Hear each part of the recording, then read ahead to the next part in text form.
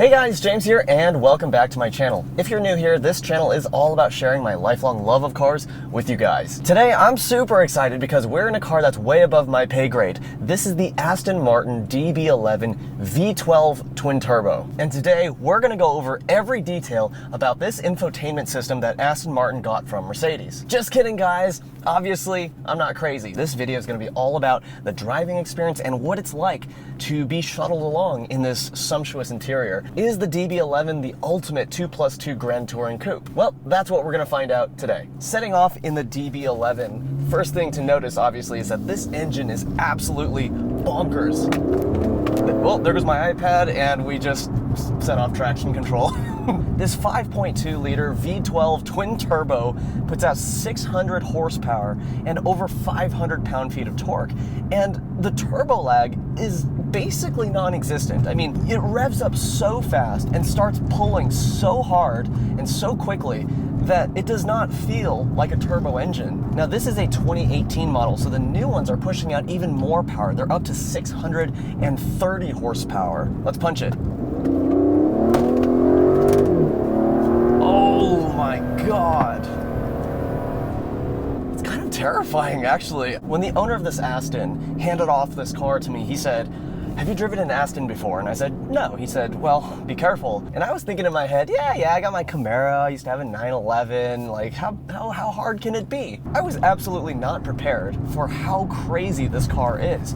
I mean, it's not the speed that gets you, it's the brutality, it's the harshness of the drivetrain. 0 to 60 in this car is about 3.8 seconds, which is not that impressive, but that's because this car is very much traction limited. Fun fact, this car comes from the factory with Bridgestone Potenza S007 tires. Nice. What the 0 to 60 figure doesn't tell you is how much the engine overpowers the tires from maybe 0 to 40 and how hard this car continues to pull after 60. You know, some reviewers will review cars and say that, oh, you gotta grab the car by the scruff of the neck. This car grabs you by the scruff of the neck and makes you hang on for dear life. This engine sounds incredible. And this car has two exhaust modes. When you put the drivetrain into GT mode, the exhaust valves close and it gets just a little bit quieter, which is actually really nice for long distance cruising. And then when you put it into Sport or Sport Plus, there's a lot more noise that comes out. It sounds really, really good, especially from the outside. When it comes to the over-the-top drama that comes from this powertrain, it's not just the engine that gets the credit. This 8-speed automatic transmission downshifts with a ferocity that I personally have not felt before in even dual clutch cars. What's interesting about this transmission is that when you switch from GT to Sport Plus, the change in the transmission personality is massive. In GT mode, the transmission really tries not to downshift. So you push the pedal and the car just sort of relies on this enormous 516 pound-feet of torque from the V12 to kind of pull you up to speed. And in total contrast to GT mode, Sport Plus is just like, it's an absolute animal, and it's to the point where I think it's a little excessive. I feel like this car is just constantly on the edge of losing traction. Luckily, Sport mode is a really good middle ground, sort of Goldilocks mode. It's smooth enough for everyday driving, and it's responsive enough for real, like when you push the pedal down, it still responds just as quickly as you want it to. If I had to sum up this powertrain in one word, that word would be outrageous. It is very dramatic. It is very, very powerful. And that is why I would say that the powertrain in this car is absolutely the centerpiece of the driving experience in the DB11. You just can't ignore it. And of course, with great power comes great responsibility to install good brakes. These brakes are pretty good. I mean, in a vehicle like this, a grand touring car with a lot of power and a lot of weight, the brakes are perfectly adequate. If I really had to nitpick, I would just nitpick two things. Number one is that the pedal's a little spongier than I would like. You just wouldn't want to take the DB11 to a track, and I don't expect that anybody who actually buys this car would take it to the track. The other thing I would nitpick about this car is that when you're at a stoplight, you have to push the brake pedal pretty hard to keep the car from creeping forward. But enough about that. Let's talk about steering and handling. The great thing about this steering is that once you're moving, it tends to disappear into the background. You don't think about it too much. And that's a good thing. That means that the steering feels fairly natural and it weights up in a pretty natural way. This is Aston Martin's first ever electric power steering, and I think they did a pretty good job. I have a pretty good amount of feel through the wheel, and I generally know what the front end is doing. The steering response is a little bit dulled by the fact that you do have a ton of weight up front. The V12 version has 200 extra pounds, most of it up there. You feel it in just the slight dullness in the way that the front end tucks into a corner. Oh, geez. Okay. Woo! I feel alive.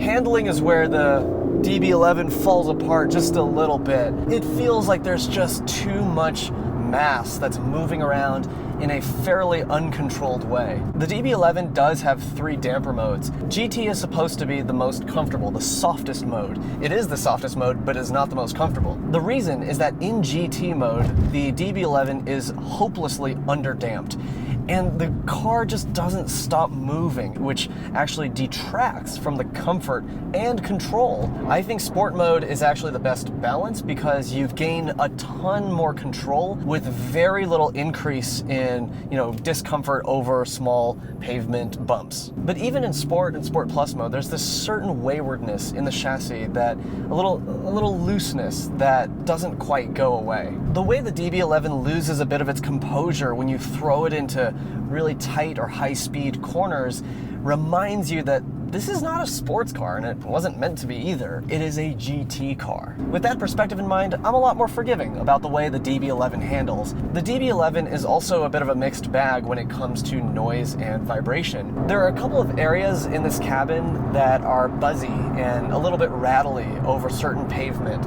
There's quite a lot of tire noise in this cabin as well, and partly that makes sense. I mean, the rear tires are pretty wide. They are 295s. But remember, the DB11 is meant to be a GT car.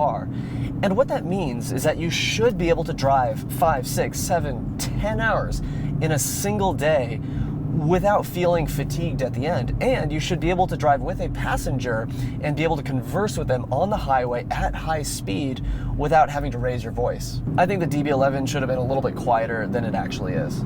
So would I pick the DB11 over other options? The answer is no. If you're buying new, then that means your budget is north of 200K, in which case I would go for the 911, either the GT3 or the Turbo. In either case, the 911 will handle far better than the Aston Martin. The interior, while not handcrafted, will be screwed together better than this Aston ever could be. And if you're buying used, then your budget is maybe $130,000 to $150,000, in which case I personally would opt for the Aston Martin Vantage. To my eyes, it looks better inside and out. But the Vantage is sportier than the DB11, so if I wanted a vehicle that was truly a GT car that was in the low $100,000 range, I would get the LC500 from Lexus. Yes, you'd have less power from the Lexus V8, but given that this car has too much power and you feel like you're always on edge, having less power is no bad thing. Even though the V8 is less exotic than a V12, it is a naturally aspirated one, so it also sounds incredible. So let's sum up this DB11, shall we? The way I view it, the DB11 is a bag of contradictions. It has an outrageously powerful engine and a brutally harsh transmission in a chassis that can't quite handle it. It has acres of leather and, real metal things in here, but the interior buzzes over a broken pavement. So why would anyone in their right mind spend $232,000 on a DB11? Well, because it's beautifully crafted and because it sounds like this when it starts up. Thanks for joining me until the end of this video. If you enjoyed watching this video as much as I did filming it, if you could leave a like button down below, that'd be awesome. It really helps out this little channel that I've got going on here. And hit the subscribe button if you're not yet subscribed so you don't miss anything I have coming out. Again, my name is James. Thank you so much for joining me, and I will see you in the next video. Take care.